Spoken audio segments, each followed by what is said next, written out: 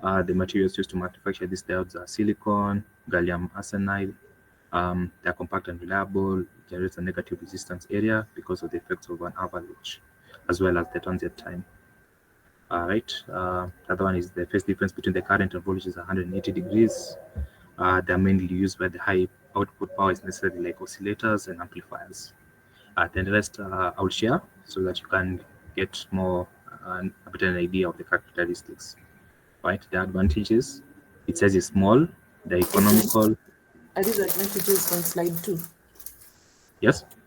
Are these advantages you're mentioning still on slide 2? Pardon. Let me. You're saying? Are the advantages you're mentioning still on slide 2? Because slide 2 is what you've shared to us. That's what we're seeing. Oh, slide two. Yes. I'm in slide 9. Can you see? Yes. Oh, sorry. Oh, this whole time I've been in slide 2. Sorry. Yeah. So yeah, I was in slide 9. Sorry. The advantage of the, I think, let me just not go to slide show. I don't know. Maybe my laptop is acting up. So the advantage of the impact diode, it gives a high operating range. Its size is small. They're economical. At high temperature, it gives reliable operation. As compared to other diodes, it includes high power capabilities, and whenever it is used as an amplifier, it works as a narrowband device. All right. I hope until there it's okay. So if I go to slide 10, the disadvantages of the impact diode, um, as compared to trumpet, it provides less efficiency. It gives a less tuning range. It gives higher sensitivity to various operating conditions. The avalanche region, the rate of electron pair generation can cause a high noise generation. I think that's what I've mentioned before. If proper care is not taken, then it may get damaged because of the huge electron reactance. All right, the impact diode's tuning range is not as good like the GaN diode. All right, until I hope until there everything's okay. Uh, so the applications, they are used in applications where high power and high frequency signals are required. Um, the second one is microwave oscillators. Impact diodes are commonly used to generate microwave signals for radar systems, particularly in short range radar systems such as automotive collision avoidance systems. Communication systems, they're used in high frequency communication systems such as satellite communications, millimeter wave communication, and long range point to point microwave links. Also, we have the pulse radars. Impact diodes are used in pulse radar systems for military and civilians applications where high power microwave pulses are needed for detecting and ranging targets. And transmitter sources and microwave transmitters that are often used as oscillators or amplifier elements, particularly in the millimeter wave band. Finally, in instrumentation, impact diodes can be used in instruments that require high frequency signal generation or as local oscillators in spectrum analyzers. Yes, so that was my presentation. Is there any question?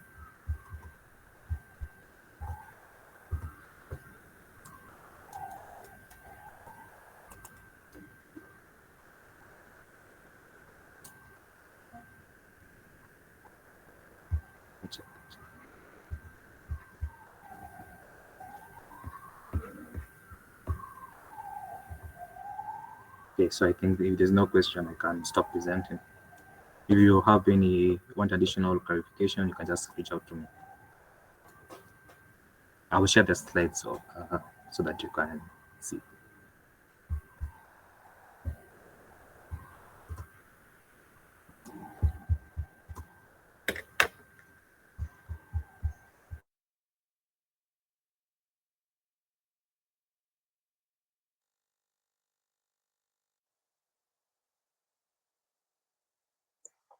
Good morning. Am I audible?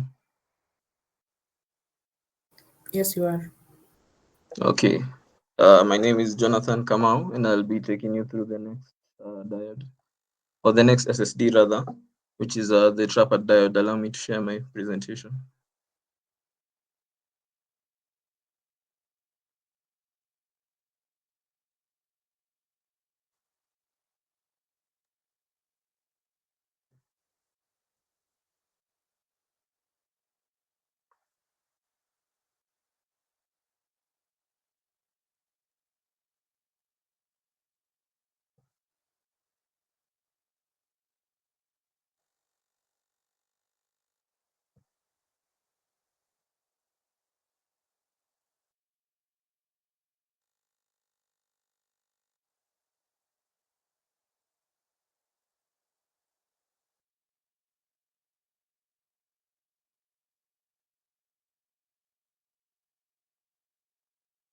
Is the presentation visible? Hello? Yes, it is. Okay. Okay. So trapper diode is essentially it's the third diode that we're going to be covering in this session, and it's the second under a principle called avalanche breakdown. Now, my colleague has introduced the concept of avalanche breakdown and has explained it, and I'd just like to repeat the definition. Avalanche breakdown occurs when the reverse bias of the diode exceeds its critical threshold, and at this point, impact ionization, which is the free electrons with enough energy breaks a covalent bond of a silicon atom, creates now a chain reaction that produces a large number of electrons with a large current flow. So let's get into the presentation. Okay.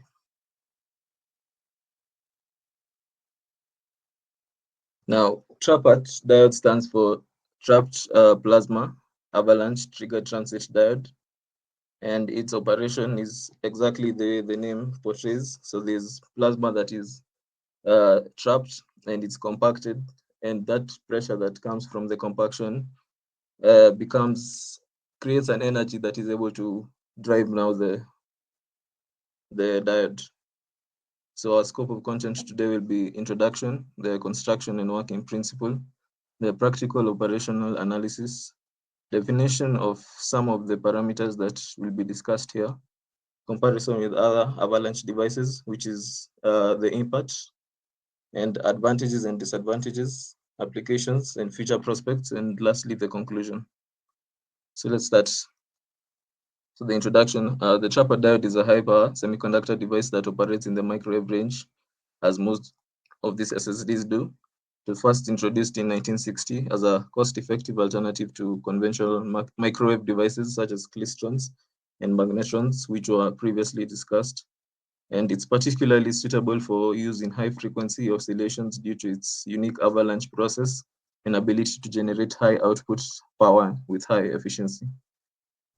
Its operation is built on the semiconductor PN junction, which I am sure all of us have come across in our previous years of study. And it works in the reverse bias due to current density, and it works in the reverse bias, and its operation is derived from the impact diode. So let's go to the construction and working principle. So here's a diagram of I'd call it the equivalent circuit of a trapper diode, where you have three layers: the P plus layer, which is about 2.5 to 7.5 micrometers in length; the depletion layer, which is the longest to allow for sufficient space for the electrons to flood that layer; and the N plus, which is also about 2.5 to 7.5 micrometers in length. The diode, as you can see, is about 50 micrometers in diameter, and this is so for low frequency and for high peak power. You can see that the diode is also excited by a square current wave, or it's usually, most of the time, it's excited by a current pulse, which is maybe, okay, mostly is square, but it can be sinusoidal also. So now, as I've discussed, that there are high peak power diodes, usually with the three layers as shown, with the N-type depletion region, width varying from 2.5 micrometers to 12.5 micrometers, and silicon or gallium arsenide is used to fabricate the diodes. So the main feature of this diode is that it operates in a self-sustained mode without the need for external triggering or synchronization. This is achieved through a process called trapped plasma, wherein the charge carriers become trapped in the high field region of the diode, leading to generation of oscillatory current and waveforms. Trapper is excited using a current pulse, as I've said. It causes an electric field to increase to a critical value where avalanche multiplication occurs. At this point, the field collapses locally due to generated plasma.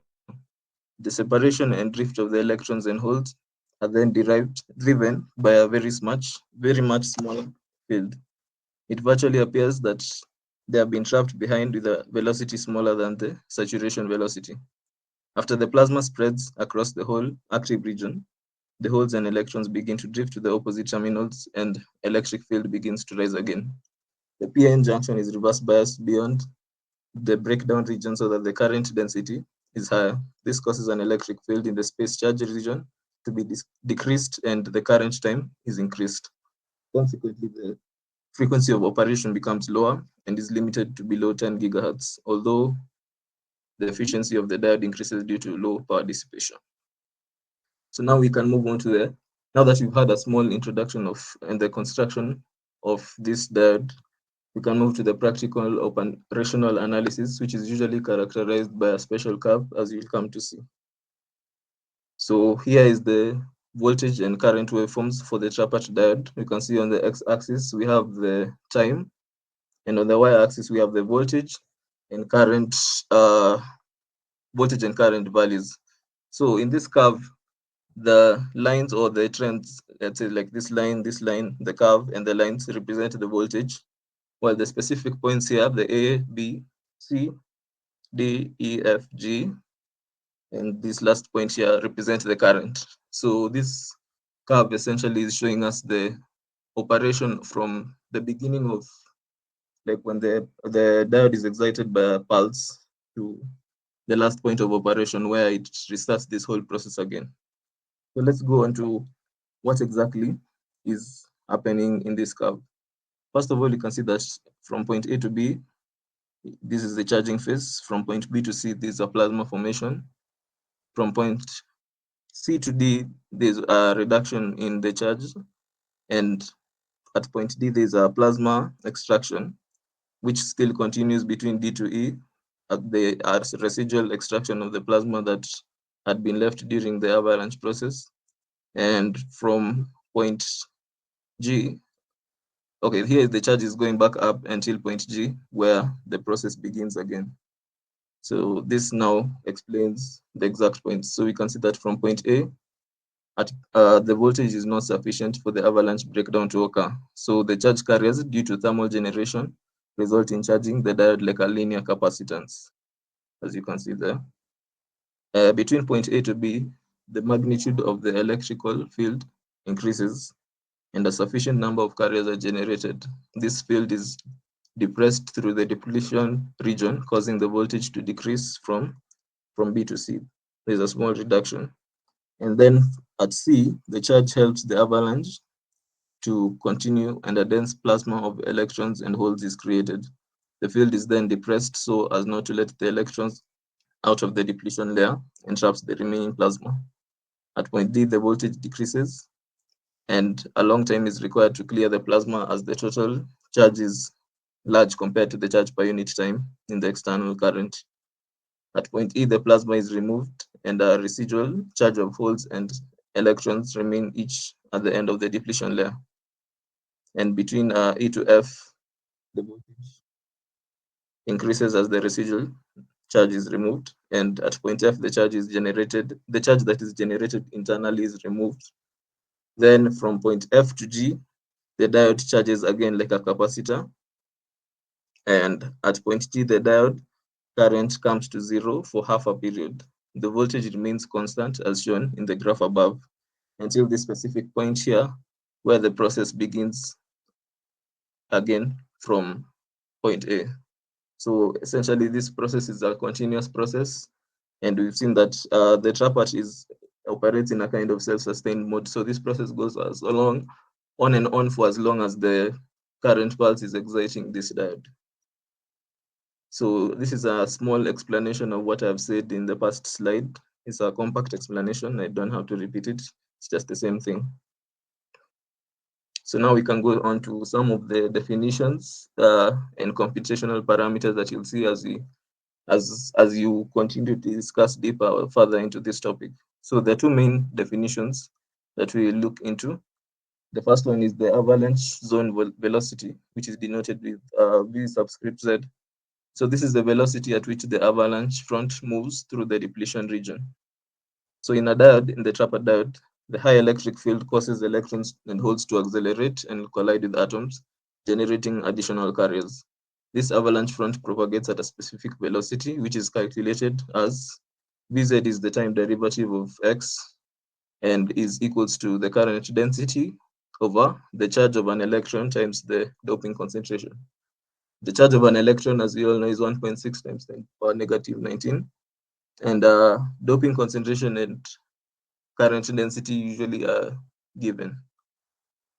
And the next definition is transit time. Transit time is the time taken for the carriers to travel through the depletion region. That is the time between injection and collection. This time is crucial in determining the frequency at which the diode can operate. It is calculated as the length of the specimen, L, over the saturated carrier drift velocity, which is Vs. So we can move on to an example having seen those definitions. And we can see the question is a trapper diode has the following parameters: doping concentration being given and the current density has also been given. So you've been told to calculate the avalanche zone velocity. So the solution is here, very simple. By definition, the avalanche zone velocity is the dx over dt and is equals to the current density over q and a. And here is the current density, charge of an electron q, and the doping concentration as given in the question. Actually, it's supposed to be 2 times 10 to the power negative 15, so I'll correct that. But we get here an answer of 5.62 times 10 to the power 7.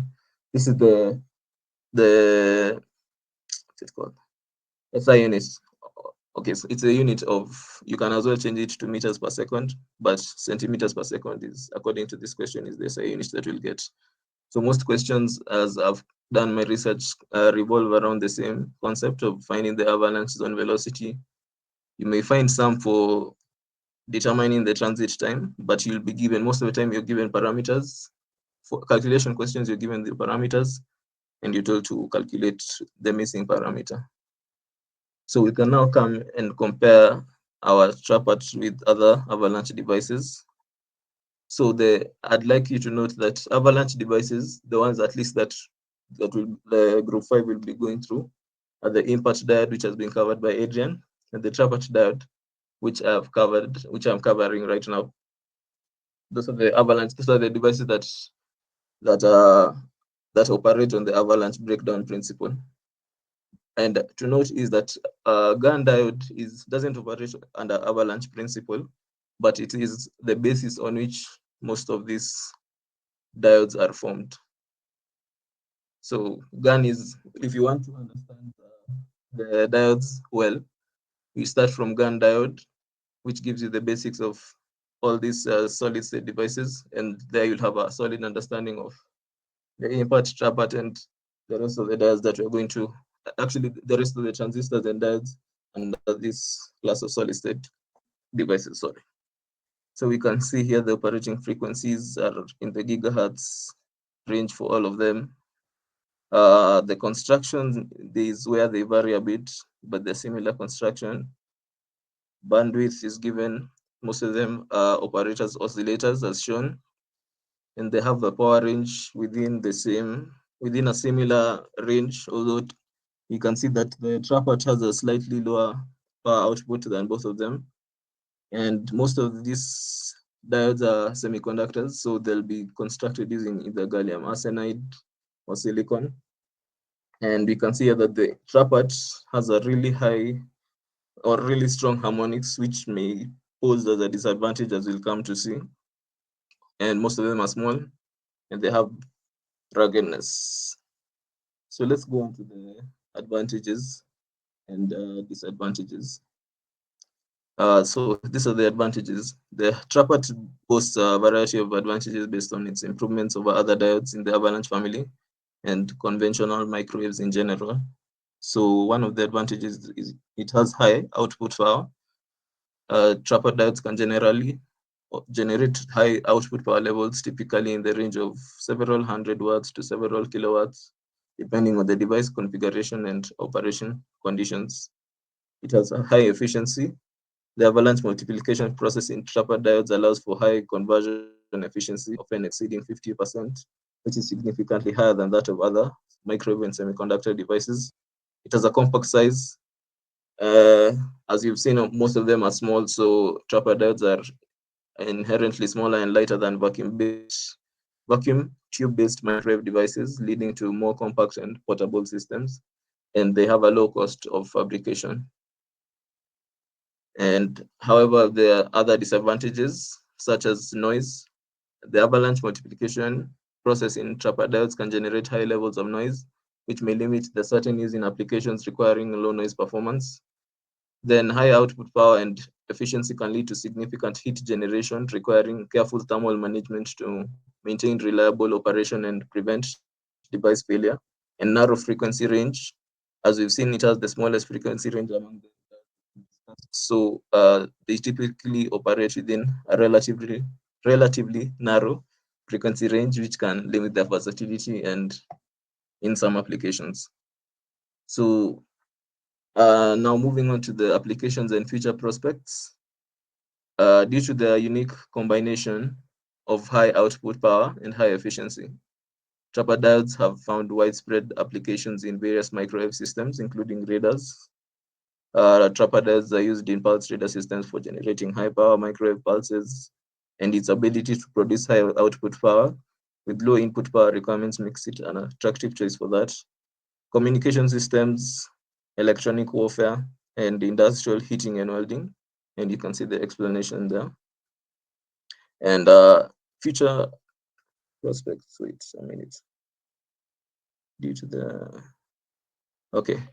the limitations, the potential of trapper diodes in various high power microwave applications remains significant.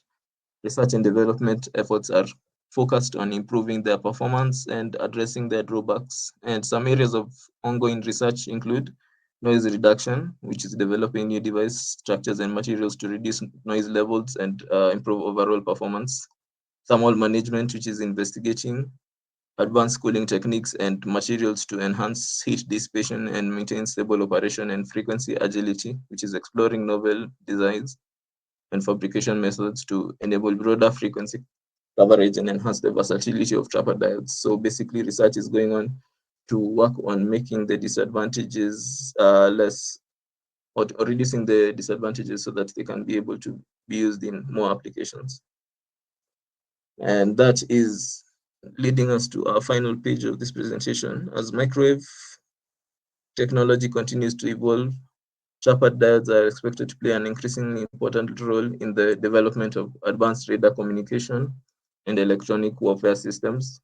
Their high output power, efficiency, and compact size make them an attractive choice for a wide range of applications, and ongoing research is poised to further expand their capabilities and potential uses. And that is the end of my presentation. If you have any questions, you can reach out to me, or you can unmute and ask. Thank you.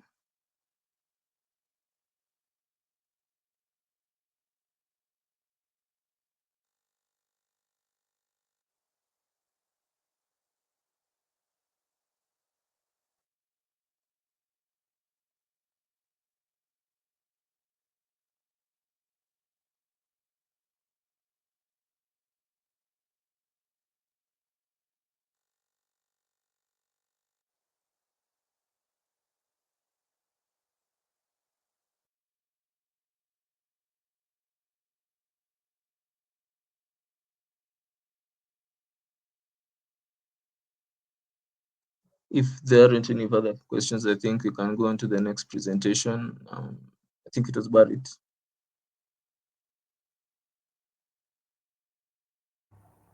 Yes, I'll be taking you to the barrier injection transit time. So let me just share my screen. Hello, can you hear me? Yes.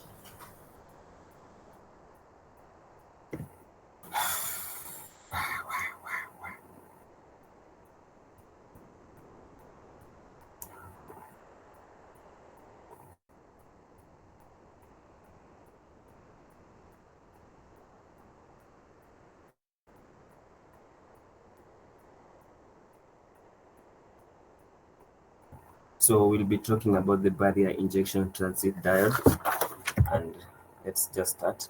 So this is a type of a semiconductor device used in microwave and millimeter wave applications, and it is similar to the impact diode, with the main difference being that the Barrett diode and other diode is that the barrier diode uses time ionic emission rather than the avalanche multiplication.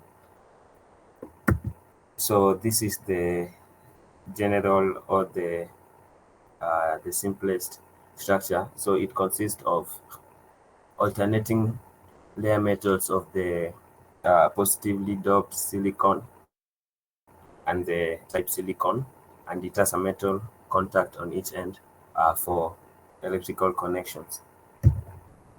So the operating principle. So it functions through the carrier injection and transit time effects, such that when the voltage is applied, the P type dot the P dot injects carriers or holes into the N region. So injection occurs at the metal on the P side where it is forward biased. So carriers are injected into the depletion layer, initiating movement through the region. So the carriers travel across the layer with the transit time creating a time delay. The delay generates an oscillating current in response to an alternating electric field, and the buried diode can generate microwave frequencies due to the carrier transit and the phase delay. So the construction, it basically consists of two diodes connected back to back as shown, and then we have that the emitter side, this side here, this emitter side is always larger than the collector side by 5%, and it's designed in the micrometer with the micrometer such that when the collector side is maybe 1 micrometer, the emitter side is increased by 5%, that is maybe 1.05 micrometers. So that's the general construction of the barrette. So when it is subjected to, when a voltage is applied in the forward bias, we have a diagram like this. So this one in the forward biased, can you see my screen, the slide that I'm on? Yes. Okay, so when it is connected in the forward bias, the emitter is connected to the positive side of the battery as shown above.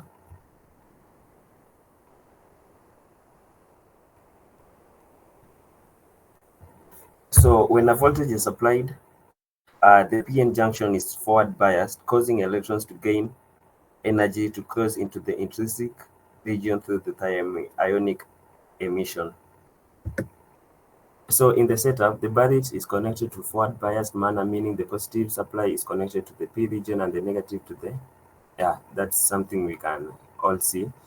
And then when forward bias is applied, the electric field across the diode pushes charge carriers toward the junction between the P and the N layers. This forward bias causes the injections of carriers into the end region, initiating movement across the diode. As voltage increases, the electric field across the depletion layer also increases. And then we have the punch-through effect, which occurs when the electric field extends through the entire end region, allowing carriers from the P region to flow continuously through the end region. So the punch-through condition is crucial as it ensures carriers are injected into the drift region, starting the transit. The injected carriers take specific time to cross across the end region, known as the transit time. This transit time causes a phase shift between the applied voltage and current, producing high-frequency oscillations necessary for generation of microwaves. So we go to the characteristics of the barrette diode. So let me clarify one thing, that ionic emission, that's the effect that occurs when a voltage is applied, causing the electrons to gain enough energy to cross from one side to the other, like maybe from the collector to the emitter side. And then the transit time is the drift combined with the delay as they move across across this region here. Yeah. So this is the electric field variation with the distance as the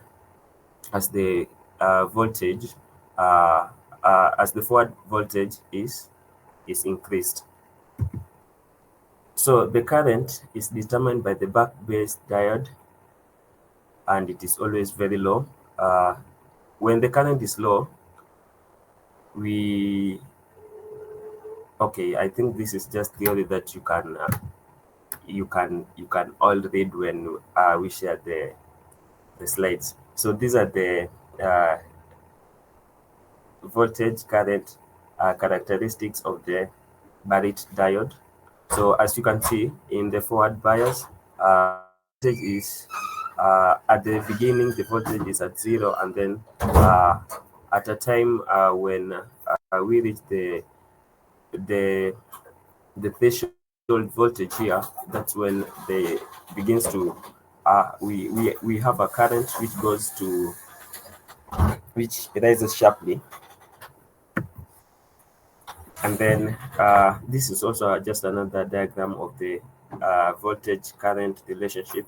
So VR is the reverse bias voltage, and then the VB is the forward bias voltage. And as we can see, the reverse bias voltage happens at a slightly lower values than the forward bias voltage. So this is very helpful when we with in that we are going to have a negative resistance when a microwave is when a microwave signal is applied. So this is also the some characteristics. So this is the terminal voltage, and then the insertion current that occurs at the maximum of the terminal voltage. And then the terminal current, now this is where we get the negative resistance, such that in one phase of the terminal voltage, when it is just the positive, we have like when we have terminal voltage and the insertion voltage, we get the terminal current at some point, giving us a positive resistance and then negative resistance when a microwave signal is applied. So these are just the characteristics which you can all see when the slide will be shared unto you. And then we go to the advantages, disadvantages, and then the applications.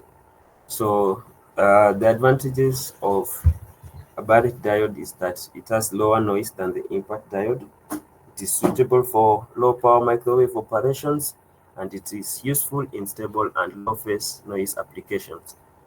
Disadvantages is, however, that it has low output power, and it is limited to frequencies where transit time matches the desired oscillation periods. Go to the application. It has fewer applications. So it is used in low power microwave oscillators in communication devices, and then it is used in radar systems where low noise is critical, and then it is used also in microwave mixers. Unless anybody has a question, I think I'm done with my presentation. Any question?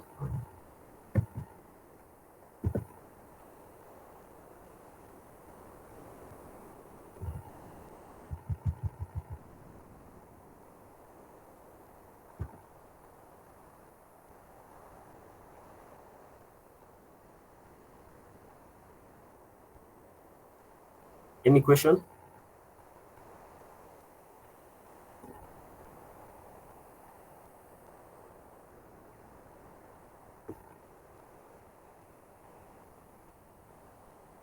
If there's no other question, I think I'm done, and I'll leave the floor for the next presenter.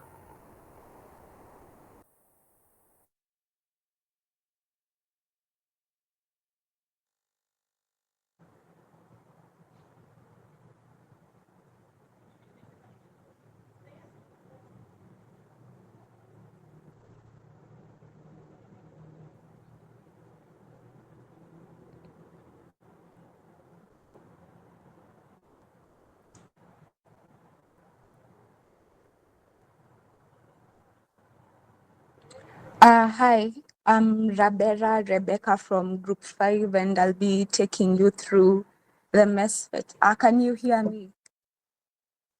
Yes. Okay.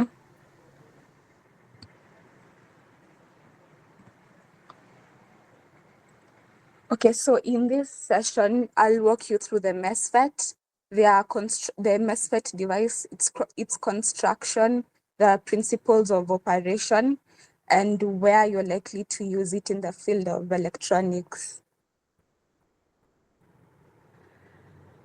Have I moved to the next slide? You have. Okay. Okay, so let's start with a quick introduction to field effect transistors, or FETs. FETs are semiconductor devices that control current flow by applying a voltage to the gate. This contrasts with bipolar transistors, that is BJTs, which use charge carrier injection. FETs include several types, such as the ones that I've listed below. That is the JFET, junction FET, the MOSFET, the MESFET, the one that I'll be focusing on, and the HEMT. So an overview of the MESFET. In full, it's the metal semiconductor field effect transistor, and it's a unique type of EFT. MESFETs are particularly useful for high-speed and high-frequency applications due to their construction, which includes a Schottky barrier at the gate. We'll get to see that. MESFETs can be classified by channel type and mode of operation. Most MESFETs are N-channel devices because electrons have higher mobility than holes, making them better for high-frequency applications. Additionally, they come in two modes. That is the depletion mode, which is said to be normally on, and the enhancement mode, which is said to be normally off until a gate voltage is applied. We'll get to see these two modes of operation when we get to the operation part. So for the construction of the MESFET, the MESFET has three main terminals, as you can see from the diagram. That is the source, the drain, and the gate. We have a channel that lies between the source and the drain through which the carriers move. And also a Schottky barrier is formed at the metal semiconductor junction that controls the flow of current by modulating the depletion region in the channel. Lastly, we have a built-in semi-insulating substrate, which helps in reducing leakage currents, and it improves efficiency at high frequencies. So I guess those are all the parts from the diagram. These are just the explanations of the parts that I've just given.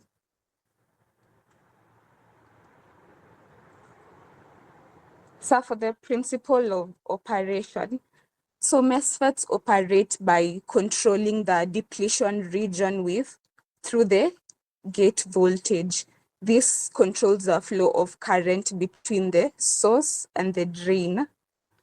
In depletion mode, the channel is naturally conductive, while in enhancement mode, a positive gate voltage is needed to form a conductive channel. So we'll start with depletion mode of operation. So in depletion mode MESFETs, the channel allows current flow without any gate voltage. Applying a negative gate voltage increases the depletion region width, the depletion layer that is in the diagram, which reduces current by constricting the channel. So once the gate voltage reaches a certain threshold, that is the pinch off voltage, the channel is fully depleted and current flow stops. So this diagram is like the end stage when the channel is fully constricted and current flow has been stopped.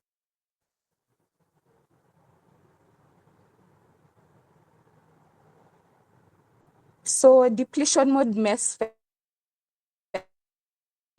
operate in 3 regions based on the applied voltages. We have the linear region where the current flow increases proportionally with the drain source voltage. And we have the saturation region where the current is mostly controlled by the gate voltage. And finally, in the cutoff region, current flow stops completely when the pinch off voltage is reached, since we've seen that the channel is constricted completely.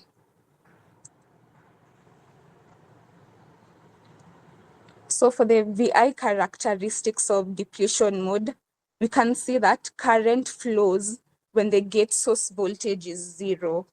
That is why we say it is normally on. A positive gate source voltage is required to attract electrons to, oh sorry,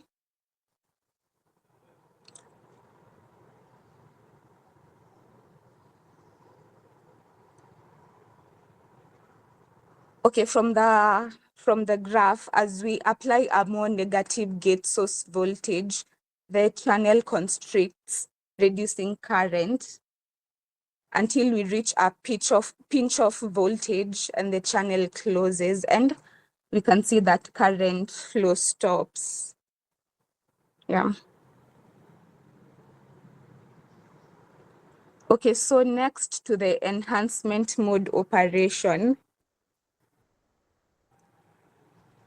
here we have no conductive channel when the gate voltage is 0. A positive gate source voltage is required to attract electrons and form a channel.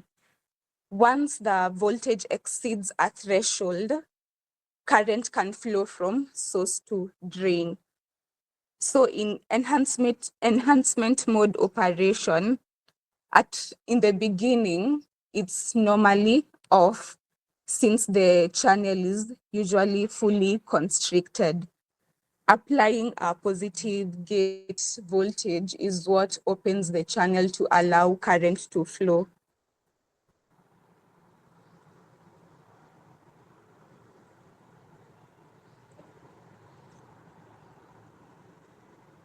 So similar to depletion mode, enhancement mode MESFETs operate in 3 regions.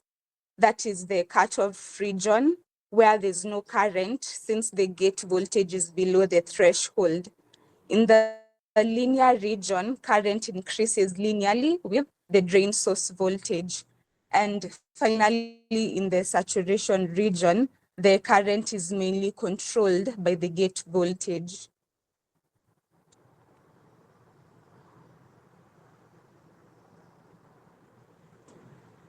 So for the VI characteristics of the MESFET in enhancement mode,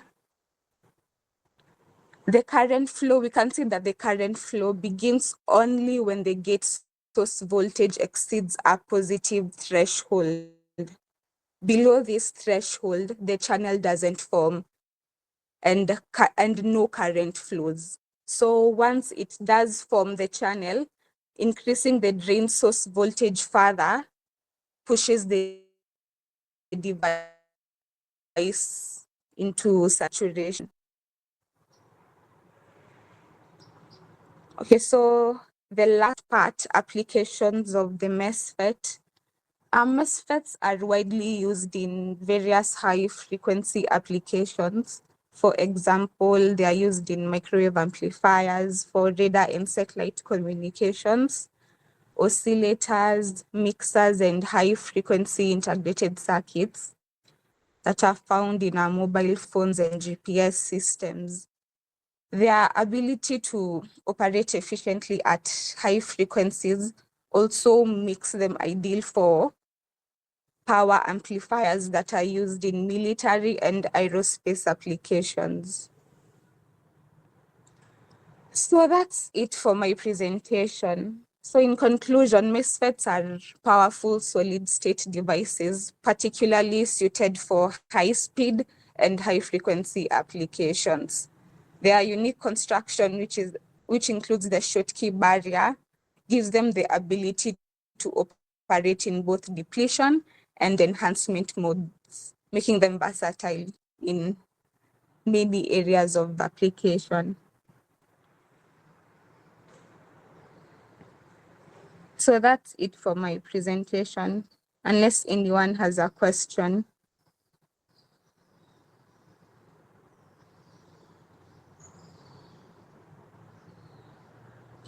Okay.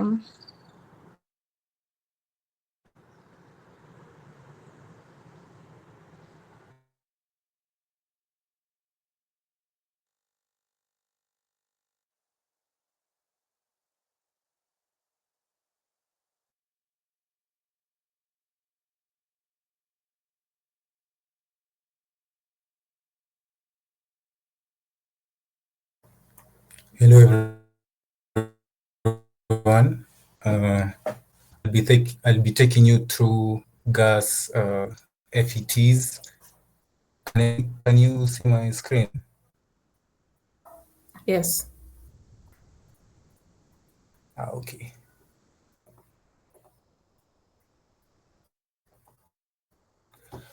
Today we are going to look at gas field effect transistors, and these devices are at the heart of high frequency electronics and play a critical role in everything from satellite communication to radar systems.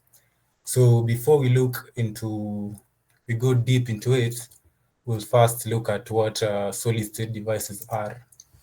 So what is a solid-state device? Essentially, a solid-state device operates using semiconductors. We know what a semiconductor is, and solid-state devices, just like transistors, are compact, reliable, and efficient. They work because of the movement of electrons and holes, which you can think of as positive charge carriers. So by introducing impurities through a process known as doping, we can control this current flow with precision. So in short, solid-state devices are the building blocks of modern electronics, and transistors are one of their most crucial components. On to the next slide. So for gas FET's construction, now that we have a basic understanding of what solid-state devices are, GAS stands for gallium arsenide, a semiconductor material that has some key advantages over silicon. So silicon is the material which is used in almost all electronics nowadays. So gallium arsenide, the one that you're talking about, has a high electron mobility, which means that electrons can move faster through it faster than they can through silicon. So this property of gas makes it perfect for high frequency applications. So we'll move on to the next slide on the construction. So gas FETs are made of semiconductor material, source and drain terminals, gate terminal, and channel. So in the source and drain material, as we have talked about, gallium arsenide is the substrate material. So this is the region where current enters the source and exits through the drain of the transistor. So Excuse me. Pardon? Your slides are not changing. Oh, sorry. Where did it stop changing? From the first one. From the first one. It stopped here. The second one. Just, Here. yes. Okay, so I'll start at the third one because that's where I am.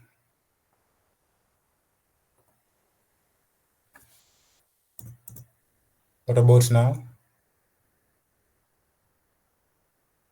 Pardon? Pardon? Can you see my slides?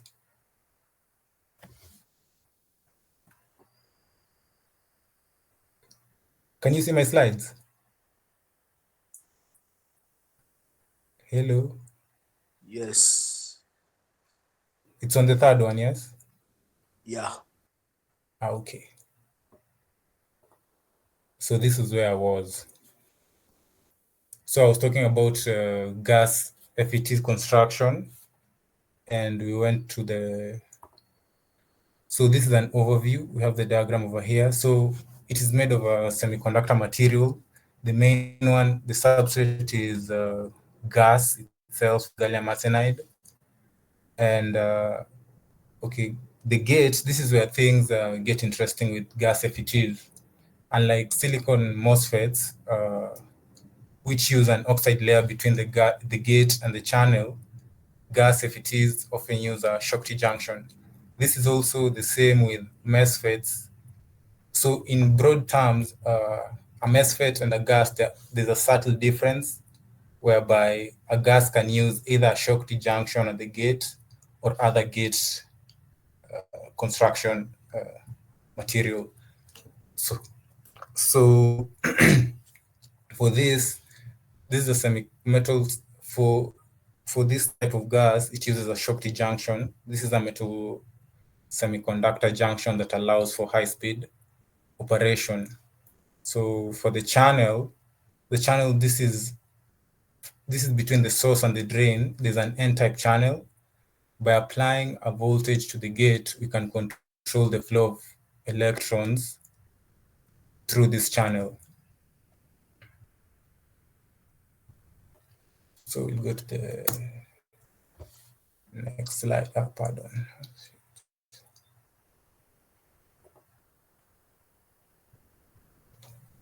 So for the mode of operation, so essentially we can control the flow of current between the source and drain by adjusting the gate voltage.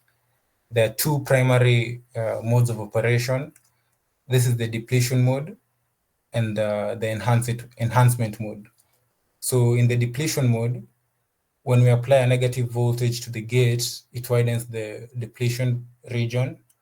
This is an area where the current flow is restricted, reducing the current. In the enhancement mode, if we apply a positive gate voltage, we can create a conductive channel, which allows current to flow freely. So what makes gas FETs stand out is the ability to switch very quickly, thanks to the high electron mobility in gallium arsenide. This is why they're effective in high speed and high frequency applications. Okay, so some important equations governing gas FETs are the linear region, ohmic region, saturation region, transconductance, and the cutoff frequency. Going deep into it, we'll start with the linear ohmic region. So in the linear ohmic region, in this region, the drain current is directly proportional to the drain source voltage. This is where the FET in itself behaves like a resistor, with the current increasing as we increase the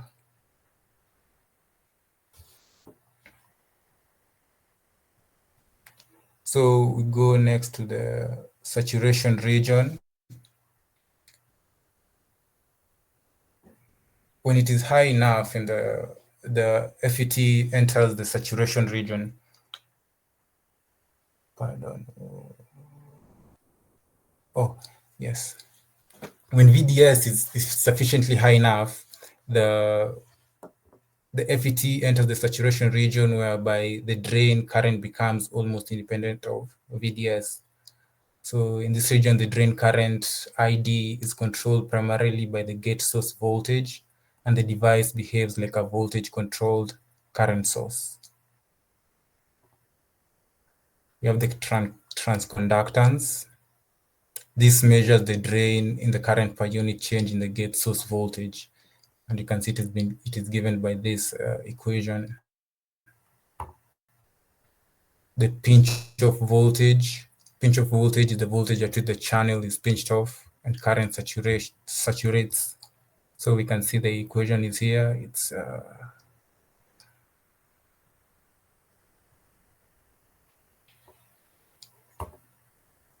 the cutoff frequency. Cutoff frequency represents the frequency at which the gain of the FET becomes 1. Since gas FETs have higher electron mobility, they tend to have a higher cutoff frequency than their silicon counterparts, making them suitable for high frequency applications like microwave and RF circuits. So on to the second last bit, we are going to talk about the application areas of FETs. So first is in microwave and RF circuits. Gas FETs operate at very high frequencies, making them perfect for microwave and radio frequencies, like those used in radar and communications. Satellite and space communication, the performance and resistance to radiation and space communication systems. It's used in mobile and wireless communications, radar systems, and low noise amplifiers.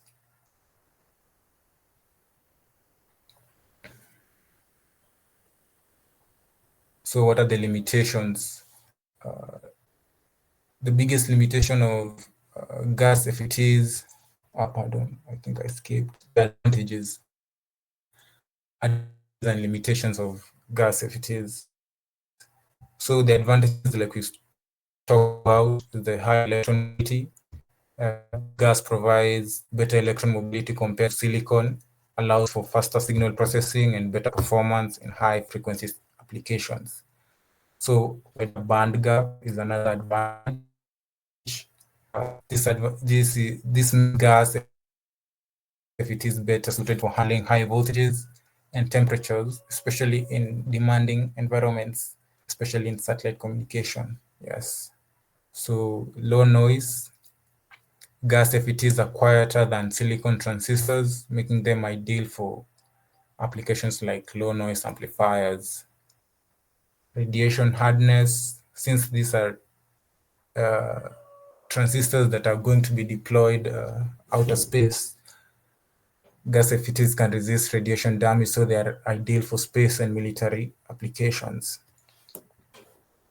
So the limitations, the major limitation of gas is that they are more expensive than silicon, which limits its use to high performance applications where silicon cannot perform as well.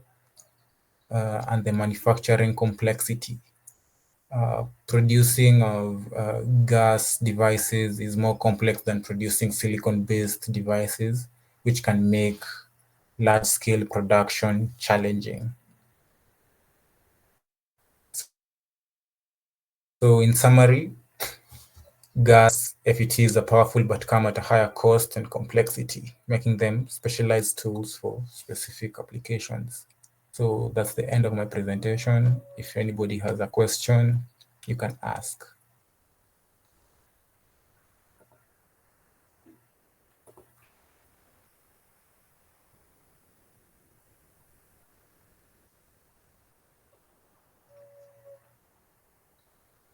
And I'm done.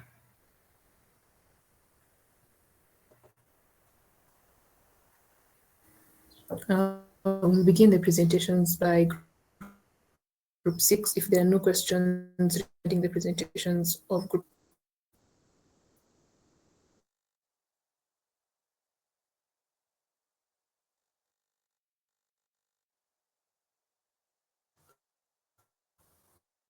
and group 6, you can start. Good morning. I hope you can hear me. Yes. Yeah, I'll be doing the first presentation for group 6. Yeah, so allow me to share my screen.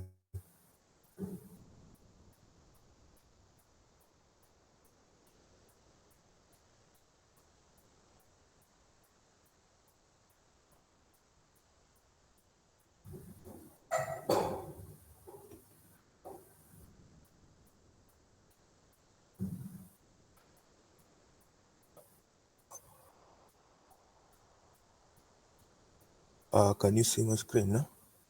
My presentation? Yes, yes.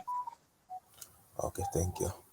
I'll be doing circulators. And I'm going to discuss the mode of operation. Let me just do the slide mode. Yeah, I'll be doing the mode of construction, the principle of operation, and some application areas. Okay, so what are circulators? So a circulator is defined as reciprocal, non-reciprocal, passive three-port device, passive three-port ferromagnetic device in which power is transferred from one port to the next adjacent port in a prescribed order. So here we have this microwave signal or microwave energies. They are transferred from one port to the next adjacent port. And the circulators is such that it does not allow the backward flow of the signal. Yeah. So circulators are non-reciprocal devices, meaning that behavior in one direction is very different from that in the other direction. Yeah, so the working principle of the circulator. So a circulator utilizes the transversely magnetized ferrite junction to circulate incoming microwave energy from port 1 to port 2, port 2 to port 3, and port 3 to port 1 in that order. The arrows, as you will see in the next slide, represents the direction of the magnetic field and the signals when applied to any port of these devices. An RF signal experiences low loss in the direction of the arrow and very and high loss in the reverse direction while propagating through the circulator, so that no signal flows in the reverse direction. Yeah. So, for example, a signal placed in port 1 and port 2, a signal, for example, a signal is placed at port 1 and port 2 is well matched. The signal will exit at port 2 with very little loss, typically 0.4 dB. So that's very minimal loss, unlike the signal, unlike in the opposite direction where we'll have really high attenuation of the same signal. If there is a mismatch at port 2, then some signal power loss would be then some signal will be reflected towards port 3. Yeah, so we'll need our ports to be matched so as to avoid reflection. Yeah, so you can see the diagram here. We have a 3-port circulator. Remember, circulator we can We're have. still on slide 1. Oh, sorry.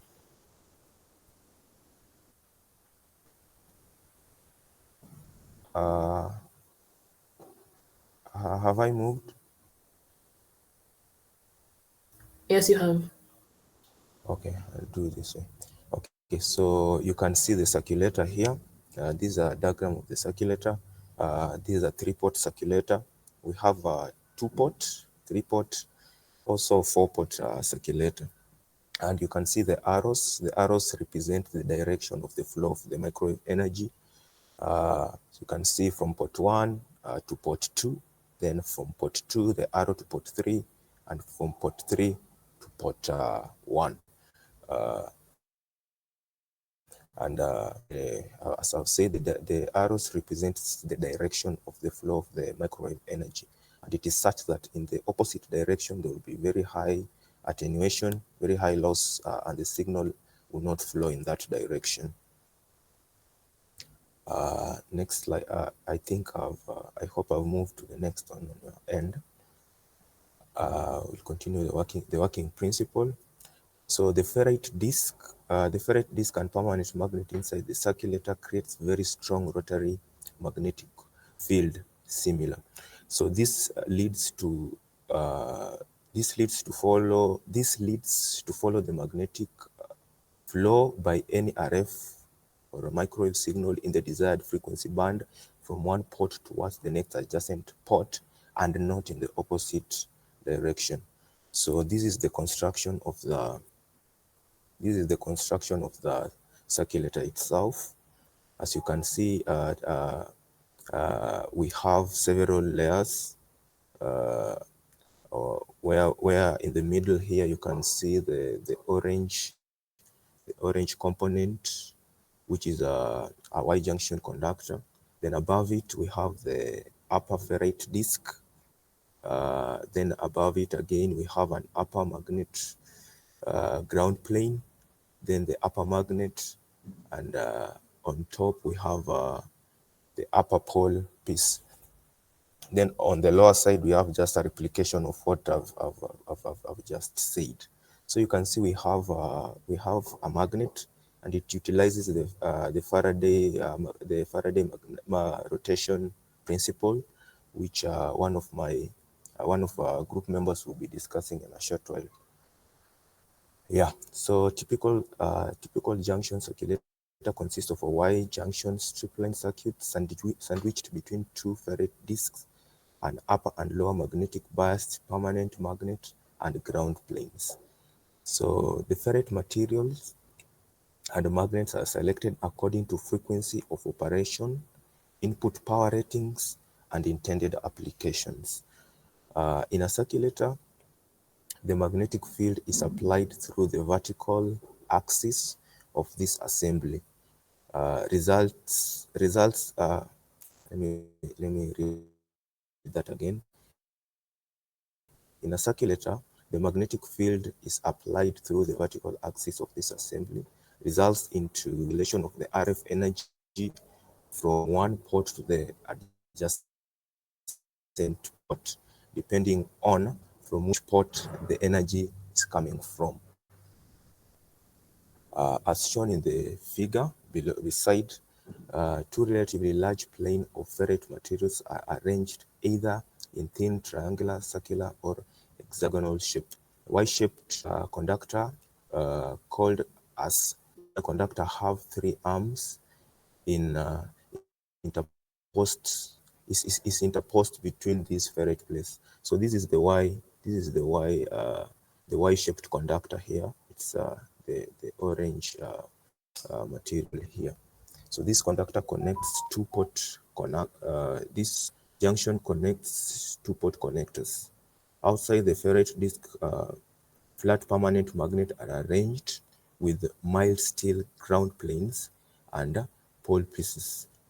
This arrangement allows concentrating magnetic flux through the assembly, magnetically biasing the ferrite disk.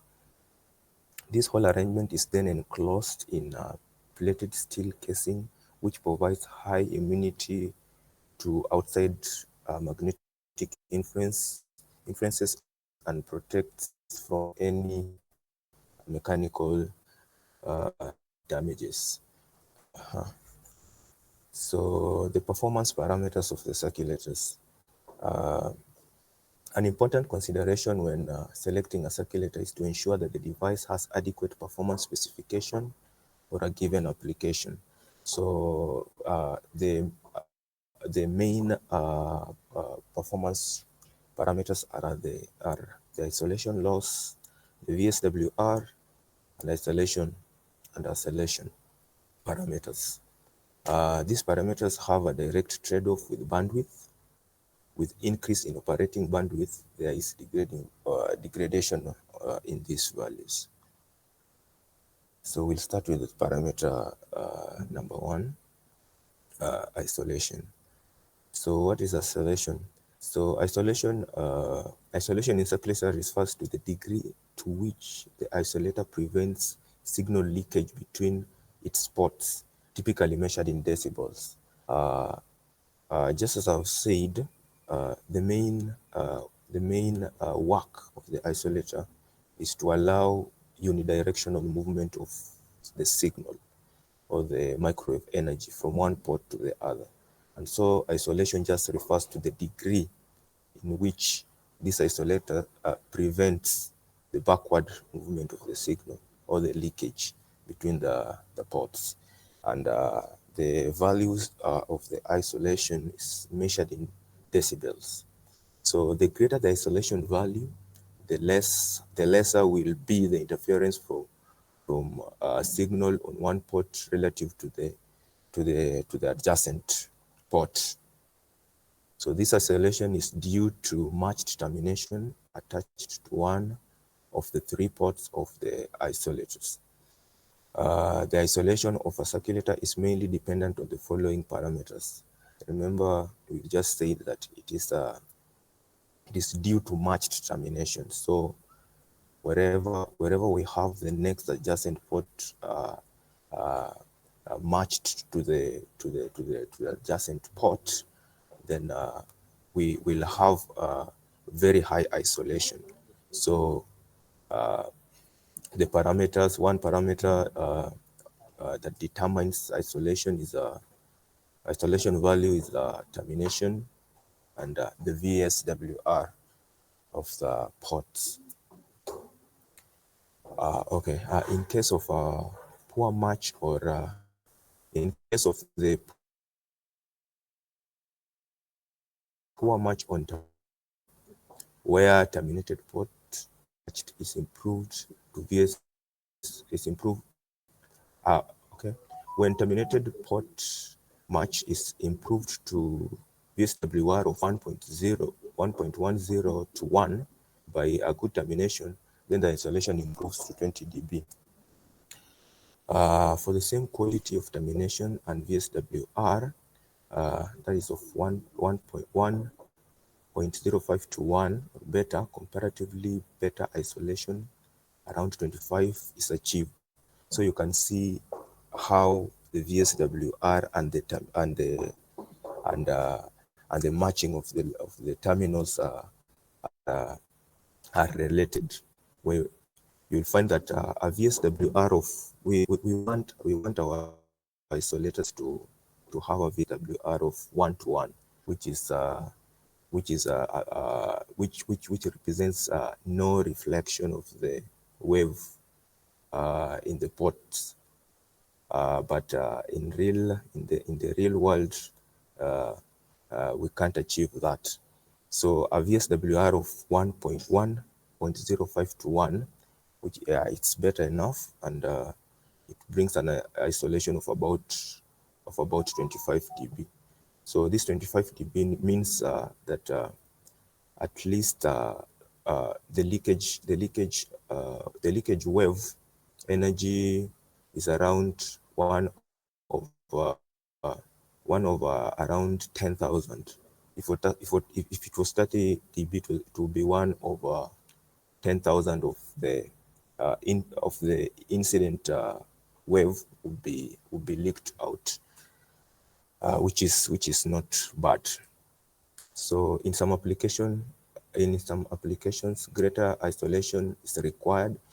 The 30 dB, which is very great isolation. In such situation, a dual junction isolator is used. We'll see that some applications of the isolators is to bring that great isolation of the signals, and in such cases we'll usually use two isolators, cascading them together to create a very high isolation. Yeah, the VSWR value on terminated circulator port represents the absolute maximum amount of energy that will reflect off the port when 50 ohm load is connected to it. In order to dissipate this reflected energy safely, circulator isolation value must be equal to or higher than VSWR for a given bandwidth. Number two parameter is the insertion loss. So insertion loss, the total amount of energy lost while transmitting the RF signal from one port to another of the circulator is called the insertion loss. So that amount of energy lost while we transmit the signal from one port to the other is the insertion loss. As stated above, circulator is a passive RF component So a signal traveling through it will undergo some attenuation. Insertion loss is the ratio of the output signal to the input signal, and it is measured in decibels. As you can see from the formula, the insertion loss will be 10 log of the ratio between the output and the input, and that is in decibels. Insertion loss is frequency dependent. It increases with operating frequency. So the higher the frequency, the higher the insertion loss. Hence, insertion loss of a circuitator becomes more significant at high frequencies due to more power being dissipated as heat. Typical value of insertion loss are of the order 0.2 to 0.4 decibels. So for the same quality of load termination and VSWR values, narrowband circulator comparatively have less insertion loss of around 0.3 dB than that of broadband circulators. VSWR, the other parameter. So VSWR, just as I said, is the standing wave voltage standing wave ratio. The ratio of the reflected power to the incident power of the standing wave created due to impedance mismatch between RF sources. So I've said when we always intend in our design to have a VSWR that is as close as possible to 1:1, meaning that no signal is reflected, and that is achieved by having our terminals being perfectly matched. These standing waves are unwanted as the transmitted energy gets reflected and travels back to the source. It may actually damage the RF signal source. Yeah, so you can see the diagram here. You can see the input VSWR there, the load, and the terminations there. So the reflective property of each circulator port is characterized by the reflection coefficient. Yeah, so you can see the formulas for the reflection coefficient, where Pref is the reflected power, Pin is the incident power.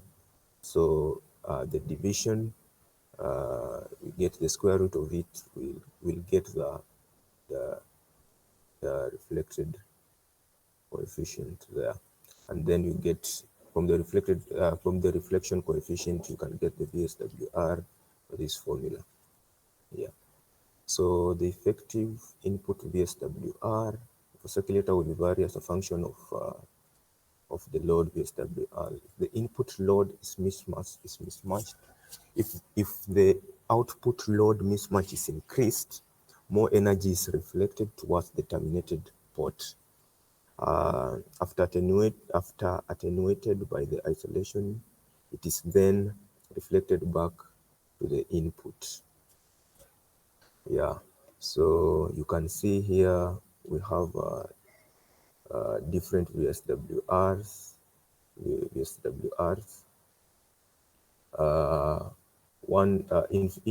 Infinity to 1 represents open circuit, 1:1 perfectly matched impedance. Yeah. So we'll get to the applications of circulators. Number one application is in the RF duplexers. So circulators can be used as RF duplexers to share the same antenna between transmitter and receiver, which are tuned to different frequencies. This configuration allows bidirectional communication over a single channel. So using a circulator for branching, only one inexpensive filter is necessary as the input of the receiver This helps to reduce the number of components and operation costs or the operating costs. So as shown in the figure which I'll be showing next, this one here, by attaching a transmitter at port 1 an antenna at port 2 and a receiver at port 3. One antenna is used. One antenna is used to perform two tasks. The transmitted signal goes directly to the antenna port and is isolated from the receiver. All received signals from the antenna go straight to the receiver and not towards the transmitter because of the non-reciprocal nature of the circulators. Yeah, so you can, as you can see from the diagram here of the RF duplexer, we have the transmitter connected to one port and the antenna connected to the next adjacent port, then the receiver to the next adjacent port of the second port, so that the signal from the transmitter will be circulated inside the circulator, and it will only move to the port 2, which is connected to the antenna. And from the antenna, the received signal which is coming into the port 2 will be circulated by the circulator and will be received by the next adjacent port, which is the receiver. And it works perfectly that way. We'll go to application number 2, high isolation. For application where high isolation and much better directivity are needed, a dual junction isolator is used. A dual junction isolator is a series combination of two isolators integrated into a single package. As you can see, we have two isolators, two circulators which are connected together to form the dual junction circulators, which has a very high isolation. So here you get that the signal is getting into port 1, and the port 2 is connected to port 1 of the second. Port 2 of the first circulator is connected to port 1 of the second circulator, and as the signal gets into port 1, you can see it is circulated inside the circulator, then it gets into port 2, which is connected to port 1 of the second one, and again it's rotated, it's circulated again in the circulator, and it gets out through port 2. So you can see we have the signal being circulated inside the circulator twice, and this increases the isolation, value of the circulator. And you can see that the typical isolation obtained with the dual circulator is in the range of 40 dB, whereas typical single circulators will always have isolation of around 20 dB. So that's another application scenario of the circulator. Onto my second last application is they're used in radar link combiners. So a circulator can be used in the VHF and the UHF bands. For radio link operating at 2 GHz and higher frequencies, the conventional combining technique using an array of sharp filters resulting in relatively high losses, especially for transmitter 1 and receiver 1. So these losses are due to difficulties in sharp tuning of the filters. When some of the filters in conventional combiners are replaced with circulators, following combiner topologies is obtained. So here we can see circulators, two-port circulators are being used here to combine the signals from the transmitter from here up. We can see the two-port circulators they are joined together. This 2-port is joined with this 3-port circulator and this 3-port circulators to form a radio link combiner. Then we have here another 3-port circulator connected to the antenna, which receives the signal and also transmit the signal to the antenna. Yeah, so I've come to the end of the presentation. If anyone has a question, they can ask.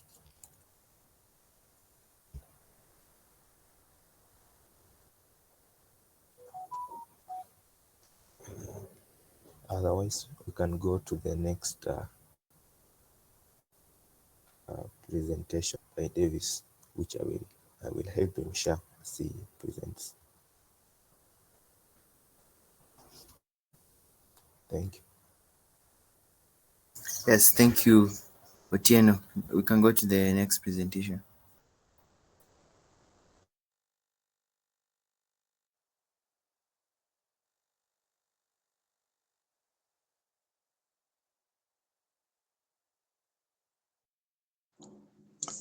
Good morning, ladies and gentlemen. I'm going to take you through passive microwave devices, as we had said. And Emmanuel, can you kindly present the slides for me?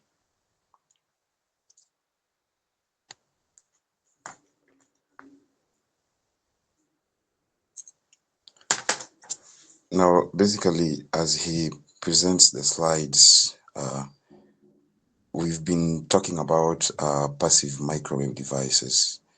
And unlike active devices, we realized that passive devices, they do not amplify, or rather they do not generate signals, and instead they manipulate microwave signals in various ways.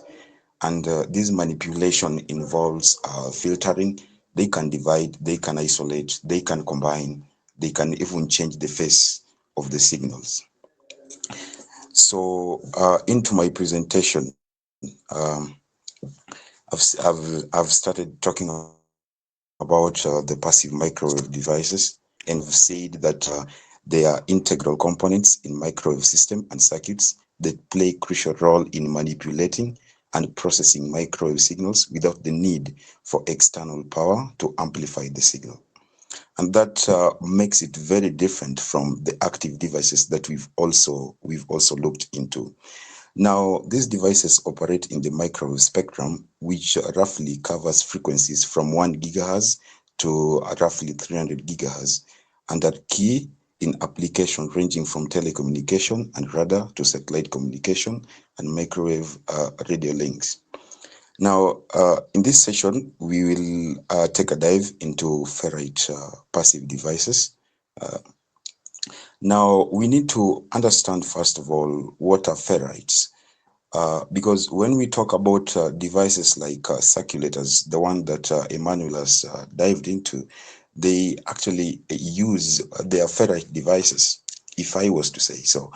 And ferrites are non-metallic insulators, but they got magnetic properties which are similar to that of ferrous materials. Now, we realize that there are two things that affect these ferrite devices, and one of them being Faraday rotation and gyromagnetic resonance.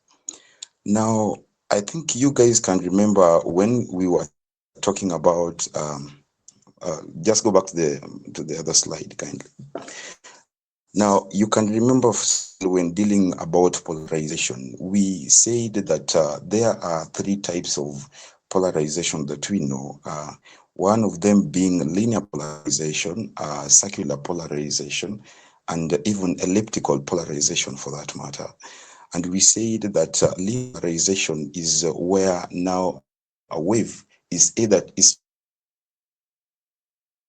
traveling linearly, either in the X or in the Y direction. we said that the elliptical polarization, the circular polarization is that in which the axial ratio was about 1, was in fact was 1, not even about 1. And then we also had elliptical polarization in which the axial ratio was not equal to 1. And therefore, we can start by looking into these ferrite devices, and then we look into the mode of polarization, in the sense that when you have a microwave signal that is circularly polarized and rotating in the direction same as that of interaction of the field, then you find that there is always an oppositely rotating signal that interact lesser with the dipole moments of the ferrites. Now, I also want to say that these two properties that affect ferrous materials, or rather ferrite passive devices, the Faraday rotation and the gyromagnetic resonance, affect them in this way.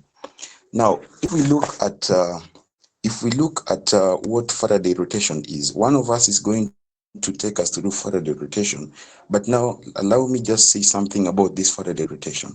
Now, this is a principle that is explained by differential effect of a magnetic field on phase velocities of circularly polarized components. Now, when you have a wave that is, when you have a linearly polarized wave and it enters a material under the influence of a magnetic field, it can be considered as a superposition of two circularly polarized waves, in the sense that the magnetic field affects these two components differently, causing one to travel faster than the other. And the difference in phase velocities leads to the rotation of the wave, and there is also an angle of rotation that we'll see is proportional to the length of the ferrite. Again, this is not similar to gyromagnetic resonance, because gyromagnetic resonance is a case when the frequency of the magnetic field doesn't match the natural frequency of the magnetic moments in a ferrite.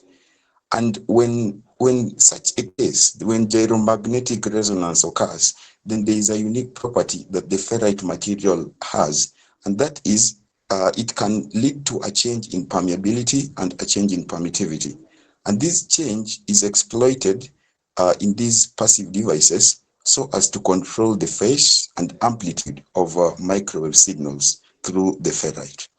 So that's the difference between the Faraday rotation and gyromagnetic resonance.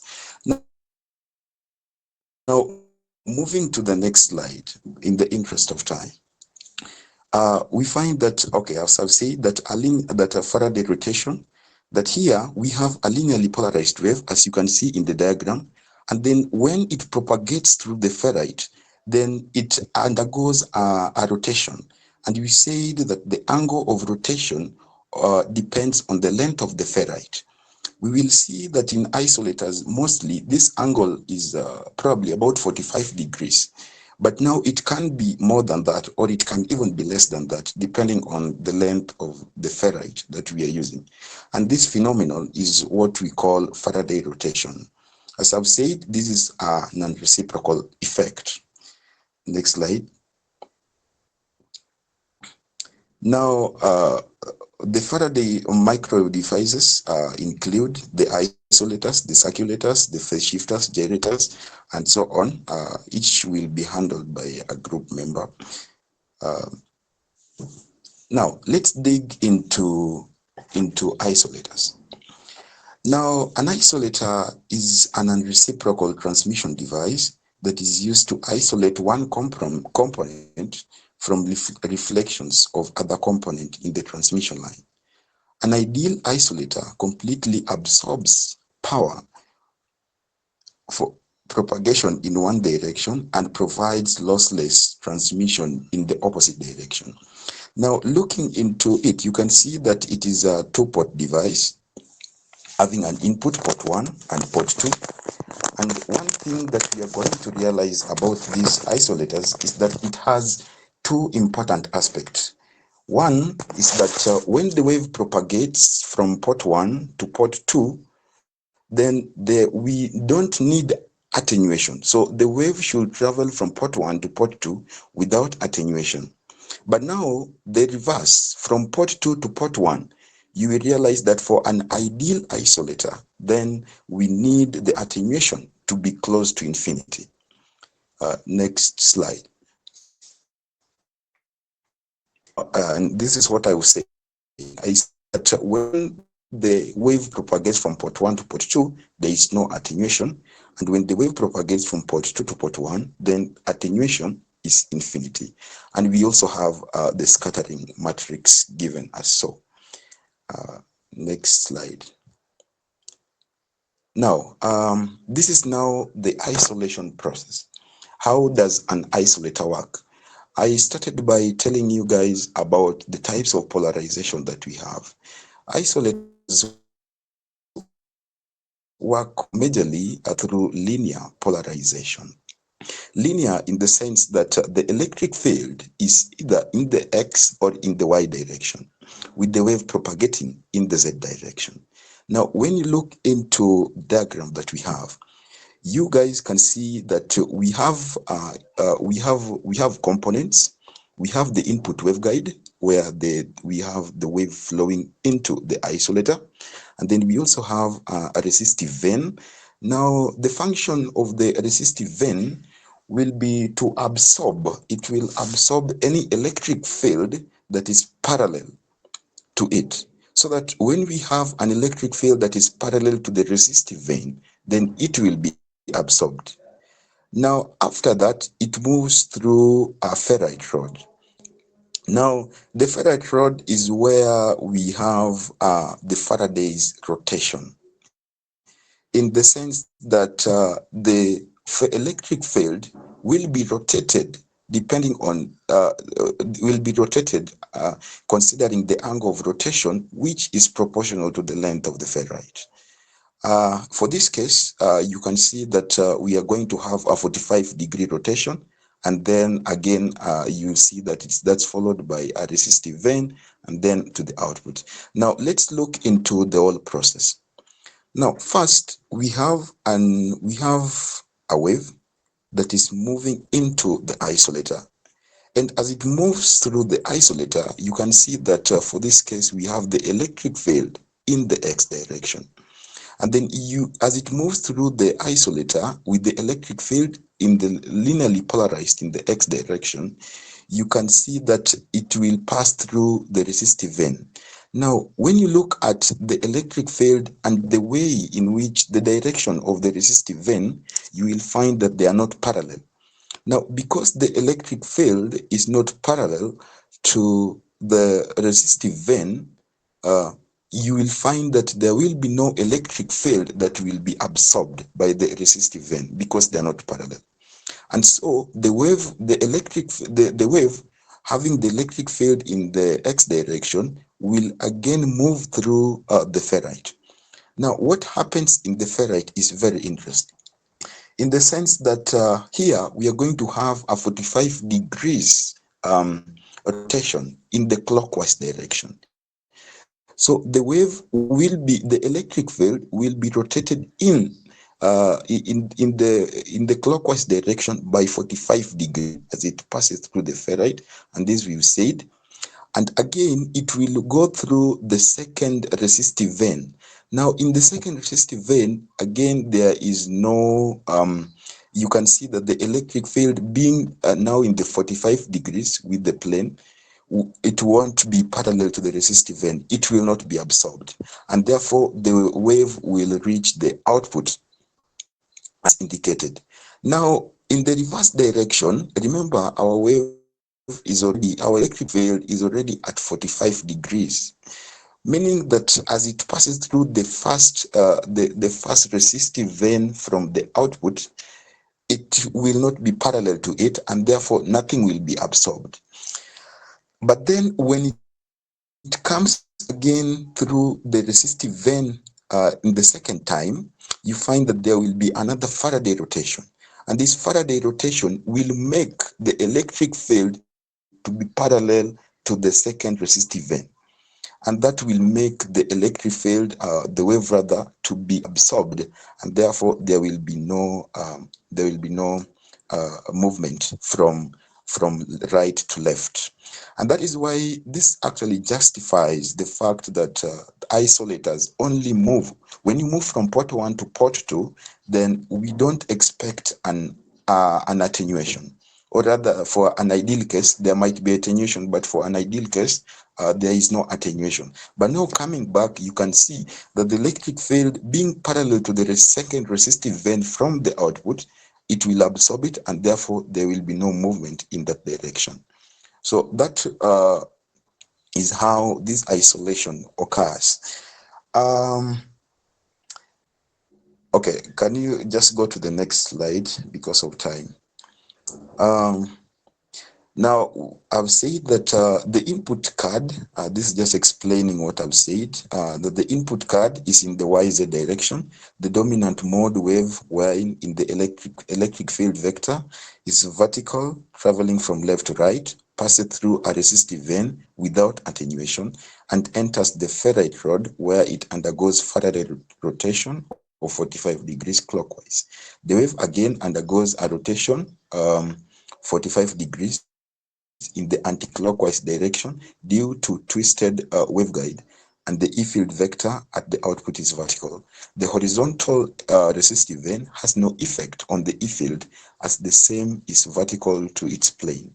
Therefore, the wave traveling from left to right passes through without any attenuation.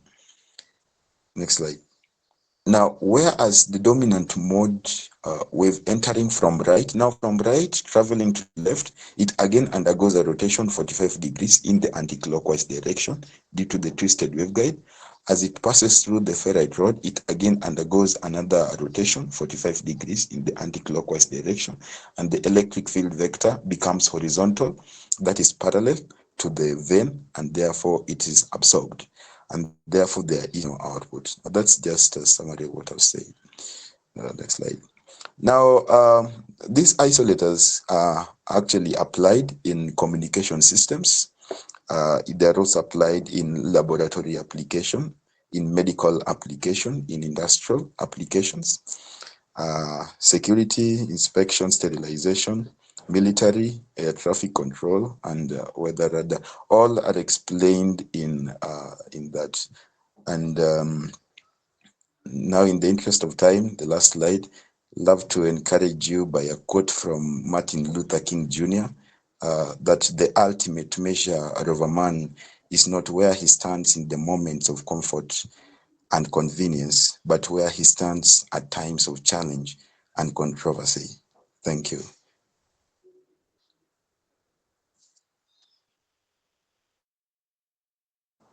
Yes, thank you, Davis Albert, and your group members for the very powerful and insightful presentations.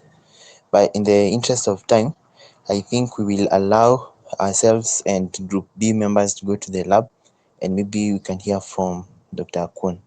Thank you for your time and the presentations.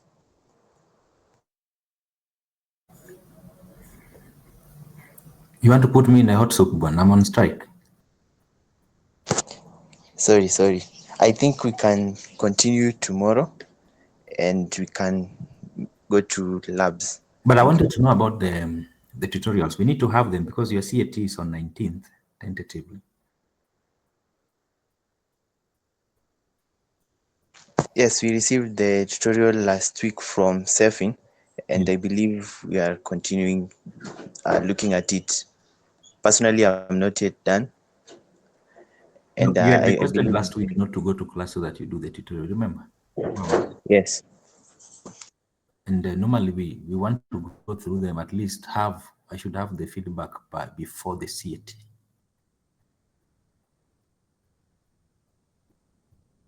So if the CAT is on 19th next week, Tuesday, hoping that it will happen, it means we need to do the tutorials and bring them by that time in the morning before we start the CAT, which is physical.